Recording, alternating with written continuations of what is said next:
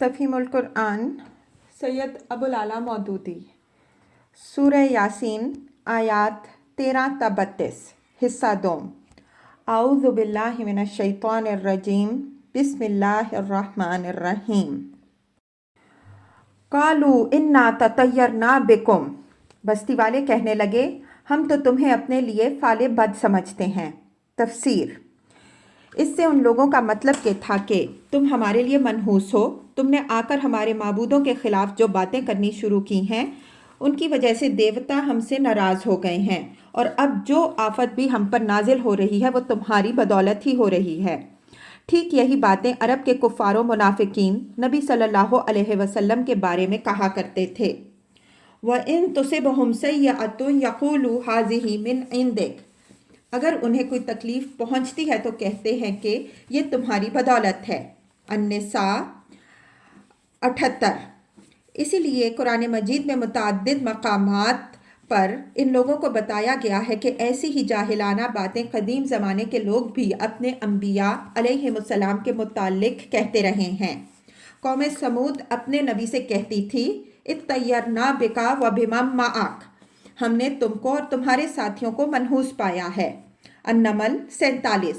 اور یہی رویہ فرعون کی قوم کا بھی تھا کہ فَإِذَا جَاءَتْهُمُ الْحَسَنَةُ قَالُوا لَنَا هَٰذِهِ وَإِن تُصِبْهُمْ سَيِّئَةٌ يَطَّيَّرُوا بِمُوسَىٰ وَمَن مَّعَهُ جب ان پر اچھی حالت آتی تو کہتے کہ یہ ہماری خوش نصیبی ہے، اور اگر کوئی مصیبت ان پر آ پڑتی تو اسے موسیٰ علیہ السلام اور ان کے ساتھیوں کی نحوست قرار دیتے۔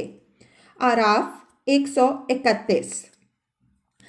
لَئِن لَّمْ تَنْتَهُوا لَنَرْجُمَنَّكُمْ اگر تم باز نہ آئے تو ہم تم کو سنسار کر دیں گے۔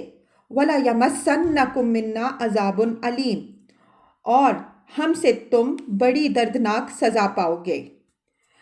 قَالُوا طَائِرُكُم مَّعَكُمْ رسولوں نے جواب دیا تمہاری فعل بد تو تمہارے اپنے ساتھ لگی ہوئی ہے۔ تفسیر یعنی کوئی کسی کے لیے منحوس نہیں، ہر شخص کا نوشتہ تقدیر اس کی اپنی گردن میں لٹکا ہوا ہے۔ برائی دیکھتا ہے تو اپنے نصیب کی دیکھتا ہے، اور بھلائی دیکھتا ہے تو وہ بھی اس کے اپنے ہی نصیب کی ہوتی ہے۔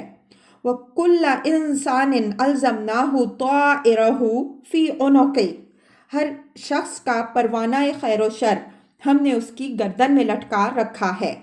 بنی اسرائیل 13۔ اَإِن ذُكِّرْتُم بل انتم قوم مسرفون اصل بات یہ ہے کہ تم حد سے گزرے ہوئے لوگ ہو۔ تفسیر یعنی دراصل تم بھلائی سے بھاگنا چاہتے ہو اور ہدایت کے بجائے گمراہی تمہیں پسند ہے، اس لیے حق اور باطل کا فیصلہ دلیل سے کرنے کے بجائے اوہام و خرافات کے سہارے یہ بہانے بازیاں کر رہے ہو۔ وَجَاءَ مِنْ أَقْصَى الْمَدِينَةِ رَجُلٌ يَسْعَىٰ اتنے میں شہر کے دور دراز گوشے سے ایک شخص دوڑتا ہوا آیا۔ قَالَ يَا قَوْمِ اتَّبِعُوا الْمُرْسَلِينَ اور بولا اے میری قوم کے لوگوں رسولوں کی پیروی اختیار کر لو۔ اتَّبِعُوا مَن لَّا يَسْأَلُكُمْ أَجْرًا وَهُم مُّهْتَدُونَ پیروی کرو ان لوگوں کی جو تم سے کوئی اجر نہیں چاہتے اور ٹھیک راستے پر ہیں۔ تفسیر اس ایک فقرے میں بندہ خدا نے نبوت کی صداقت کے سارے دلائل سمیٹ کر رکھ دیے ہیں۔ ایک نبی کی صداقت دو ہی باتوں سے جانچی جا سکتی ہے، ایک اس کا قول و فعل، دوسرے اس کا بے غرض ہونا۔ اس شخص کے استدلال کا منشا یہ تھا کہ اول تو یہ لوگ سراسر معقول بات کہہ رہے ہیں اور ان کی اپنی سیرت بالکل بے داغ ہے، دوسرے کوئی شخص اس بات کی نشاندہی نہیں کر سکتا کہ اس دین کی دعوت یہ اپنے کسی ذاتی مفاد کی خاطر دے رہے ہیں، اس کے بعد کوئی وجہ نظر نہیں آتی کہ ان کی بات کیوں نہ مانی جائے۔ اس شخص کا یہ استدلال نقل کر کے قرآن مجید نے لوگوں کے سامنے ایک معیار رکھ دیا ہے کہ نبی کی نبوت کو پرکھنا ہو تو اس کسوٹی پر پرکھ کر دیکھ لو۔ محمد صلی اللہ علیہ وسلم کا قول و عمل بتا رہا ہے کہ وہ راہ راست پر ہیں، اور پھر ان کی سعی و جہد کے پیچھے کسی ذاتی غرض کا بھی نام و نشان تک نہیں۔ پھر کوئی معقول انسان ان کی بات کو رد آخر کس بنیاد پر کرے گا؟ وما لی لا اعبد الذی فطرنی والیہ ترجعون، آخر کیوں نہ میں اس ہستی کی بندگی کروں جس نے مجھے پیدا کیا اور جس کی طرف تم سب کو پلٹ کر جانا ہے۔ تفسیر: اس فقرے کے دو حصے ہیں۔ پہلا حصہ استدلال کا شاہکار ہے اور دوسرے حصے میں حکمت تبلیغ کا کمال دکھایا گیا ہے۔ پہلے حصے میں وہ کہتا ہے کہ خالق کی بندگی کرنا تو سراسر عقل و فطرت کا تقاضا ہے۔ نامعقول بات اگر کوئی ہے تو وہ یہ کہ آدمی ان کی بندگی کرے جنہوں نے اسے پیدا نہیں کیا ہے، نہ یہ کہ وہ اس کا بندہ بن کر رہے جس نے اسے پیدا کیا۔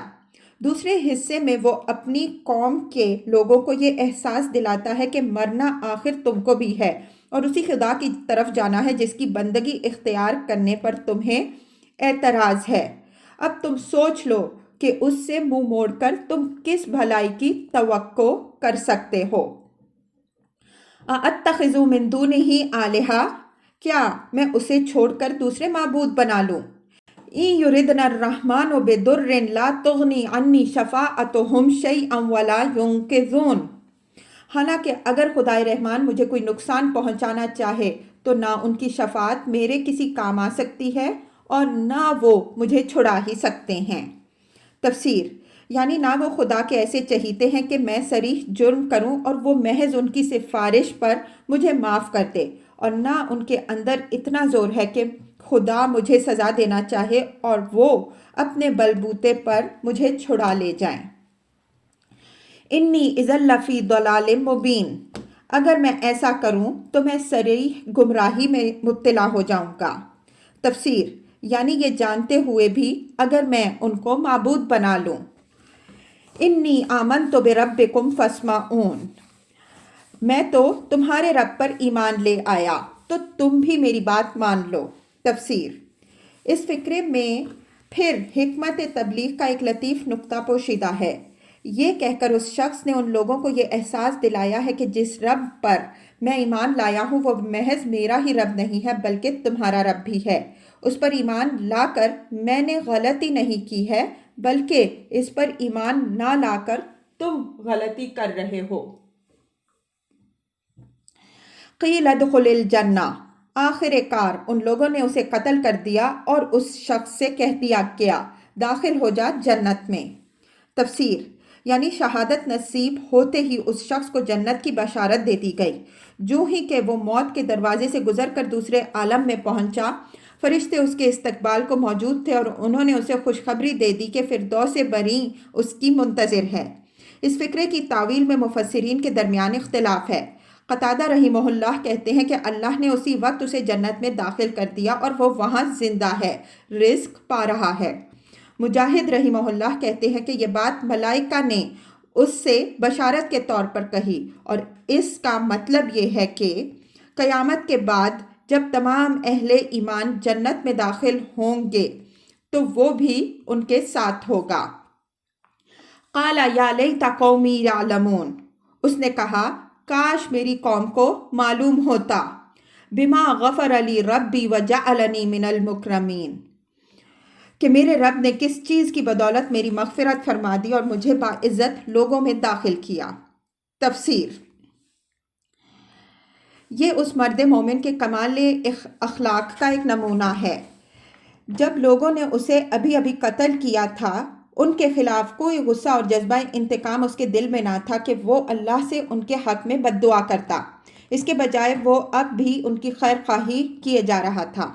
مرنے کے بعد اس کے دل میں اگر کوئی تمنا پیدا ہوئی تو وہ بس یہ تھی کہ کاش میری قوم میرے اس انجام نیک سے باخبر ہو جائے اور میری زندگی سے نہیں تو میری موت ہی سے سبق لے کر راہ راست اختیار کر لے۔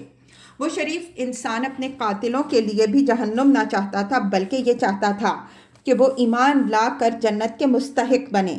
اسی کی تعریف کرتے ہوئے حدیث میں ارشاد ہوا ہے، نصح قومہ حیا و میتا، اس شخص نے جیتے جی بھی اپنی قوم کی خیر خواہی کی اور مر کر بھی۔ اس واقعے کو بیان کر کے اللہ تعالیٰ نے کفار مکہ کو در پردہ اس حقیقت پر متنبہ فرمایا ہے کہ محمد صلی اللہ علیہ وسلم اور ان کے ساتھی اہل ایمان بھی اسی طرح تمہارے سچے خیر خواہ ہیں، جس طرح وہ مرد مومن اپنی قوم کا خیر خواہ تھا۔ یہ لوگ تمہاری تمام ایذا رسانیوں کے باوجود تمہارے خلاف کوئی ذاتی اناد اور کوئی جذبہ انتقام نہیں رکھتے۔ ان کو دشمنی تم سے نہیں بلکہ تمہاری گمراہی سے ہے۔ یہ تم سے صرف اس لیے لڑ رہے ہیں کہ تم راہ راست پر آ جاؤ، اس کے سوا ان کا اور کوئی مقصد نہیں ہے۔ یہ آیت بھی من جملہ ان آیات کے ہے جن سے حیات برزخ کا صریح ثبوت ملتا ہے۔ اس سے معلوم ہوتا ہے کہ مرنے کے بعد سے قیامت تک کا زمانہ خالص عدم اور کامل نیستی کا زمانہ نہیں ہے، جیسا کہ بعض کم علم لوگ گمان کرتے ہیں، بلکہ اس زمانے میں جسم کے بغیر روح زندہ رہتی ہے، کلام کرتی ہے اور کلام سنتی ہے، جذبات اور احساسات رکھتی ہے، خوشی اور غم محسوس کرتی ہے اور اہل دنیا کے ساتھ بھی اس کی دلچسپیاں باقی رہتی ہیں۔ اگر یہ نہ ہوتا تو مرنے کے بعد اس مرد مومن کو جنت کی بشارت کیسے دی جاتی اور وہ اپنی قوم کے لیے یہ تمنا کیسے کرتا کہ کاش وہ اس کے انجام نیک سے باخبر ہو جائیں۔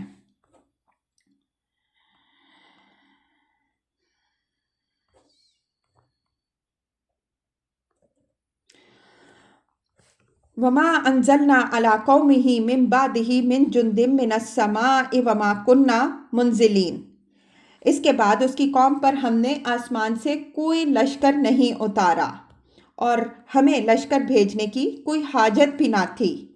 ان کانت الا صیحۃ واحدۃ فاذا هم خامدون۔